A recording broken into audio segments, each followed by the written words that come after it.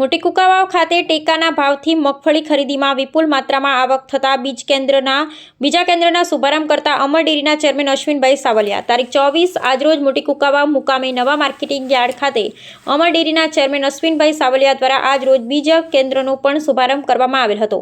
ઉલ્લેખનીય છે કે ટૂંક સમય પહેલા જ કુકાવાવ ખાતે નવા માર્કેટિંગ યાર્ડમાં ટેકાના ભાવથી મગફળી ખરીદીના શ્રી ગણેશ ધારાસભ્ય અને કાયદા ઉર્જા મંત્રી એવા કૌશિકભાઈ વેકરિયાના વરદ હસ્તે કરવામાં આવેલ હતા। આજરોજ સવારે 9 કલાકે મગફળી ખરીદીના બીજા કેન્દ્રનો પણ વિધિવત શુભારંભ અશ્વિનભાઈ સાવલિયાના વરદ હસ્તે કરવામાં આવેલ હતો। પ્રાસંગિક ઉદ્બોધનમાં તેઓએ જણાવ્યું, કુકાવાવ વડિયા તાલુકા ખેડૂતોને કોઈ પરેશાની ન રહે તેવા પ્રયાસોને અભિનંદન પાઠવ્યા હતા। તેમજ સાથે શ્રેષ્ઠ સંચાલન મેનેજમેન્ટની વાત પણ જણાવેલ હતી। આ પ્રસંગે કુકાવાવ સરપંચ સંજયભાઈ લાખાણી, માર્કેટિંગ યાર્ડ ચેરમેન ગોપાલભાઈ અંટાળા, વાઇસ ચેરમેન રમેશભાઈ સાકરિયા તેમજ ભગવાનભાઈ કુનડિયા, મનસુખભાઈ સુખડિયા, અશોકભાઈ બાબરિયા, રાજુભાઈ ગજેરા, મનોજભાઈ હપાણી સહિત ગ્રામ્ય વિસ્તારના ઘણા ખેડૂત મિત્રો સાથે ખેડૂત અગ્રણીઓની પણ વિશેષ ઉપસ્થિતિ રહેલ હતી। રિપોર્ટર સરફરાઝ ખોખર। આજે ભારત સરકાર દ્વારા પીએસએસ ટેકાના ભાવે કુકાવાવ ખાતે બીજું કેન્દ્ર શરૂ કરવામાં આવ્યું છે। મને જણાવતા આનંદ થાય છે, ગુજરાતમાં અને દેશમાં જ્યારથી ભારતીય જનતા પાર્ટીની સરકાર આવી 2001માં રાજ્યના મુખ્યમંત્રી તરીકે નરેન્દ્રભાઈ મોદીએ શપથ લીધા હતા અને એ વખતે કૃષિમંત્રી તરીકે પુરુષોત્તમભાઈ રૂપાલા સાહેબ હતા અને ત્યારે વહેલું ટેકાના ભાવે અમરેલી એપીએમસીમાંથી બાજરાની ખરીદી કરવામાં આવી હતી।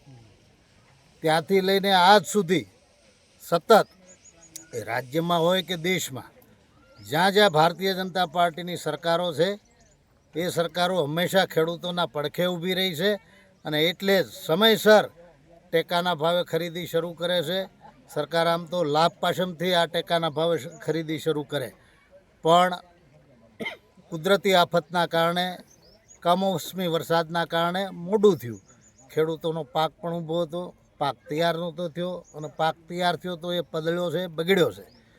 એમાંથી જે સરકારશ્રીના ભારત સરકારના જે નિયમો મુજબનો માલ જેનો સારો છે એ અહીંયા ખરીદવાનું શરૂ કર્યું છે। અમરેલીમાં લગભગ 10 સેન્ટરો શરૂ કરવામાં આવ્યા છે। કુકાવાવમાં લગભગ 12,000 જેટલા ખેડૂતોએ રજીસ્ટ્રેશન કર્યું છે અને ત્યારે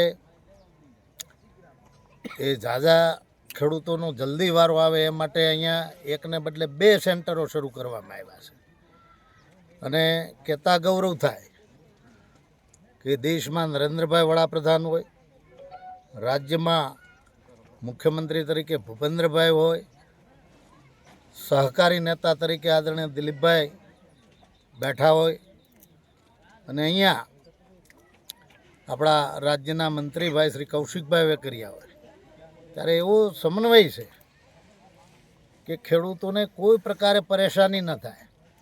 ખેડૂતો પોતાનો માલ લાવે, સરકારના નિયમો મુજબનો માલ હોય, એની ખરીદી થાય, ખેડૂતોની સામે પારદર્શક રીતે ખરીદી કરવામાં આવે છે અને એની સામે ઓપન ક્લિયર એ જોઈ શકે છે કે એનો માલ કેવો છે, એની ભરતી કેવી છે, એમાં ડેમેજ શું છે, સારો માલ કેમ છે।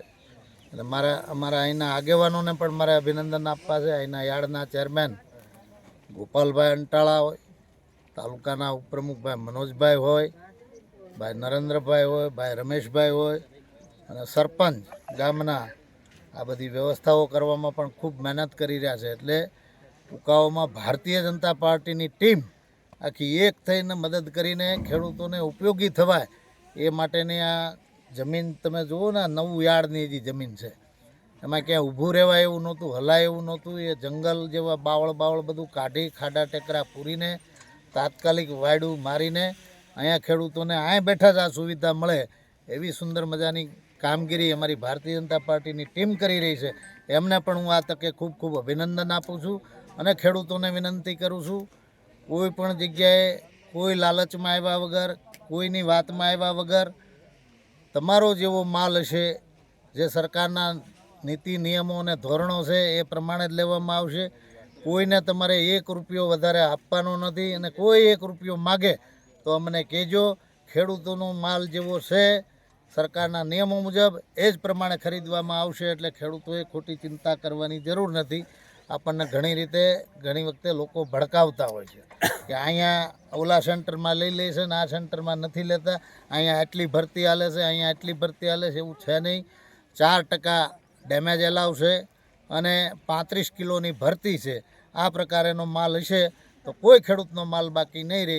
એટલે એ પ્રકારની આ વ્યવસ્થા છે, તો એનો વધુમાં વધુ આ તાલુકાના ખેડૂતો લાભ લે એવી વિનંતી સાથે આપ સૌને વંદે માતરમ.